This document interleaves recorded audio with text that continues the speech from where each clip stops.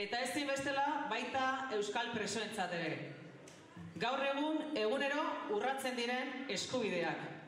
Larunbatean, Zizurkilen Aiztondoko alkate eta zinegotziak elkartu ziren giza eskubideak eta presoen eskubideak aldarrikatuz.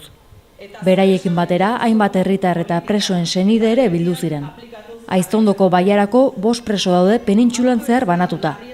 Galizia, Valentzia eta Andaluzian. Beraien senideek asteburuero milaka kilometro egiten dituzte arrisku guztiei aurre eginez eta ahalegin ekonomikoak eginez. Bakearen aldeko bidea egin nahi dute, baita guztien artean sakabanaketarekin amaitu ere. Oraindik ere enpeñatuta lege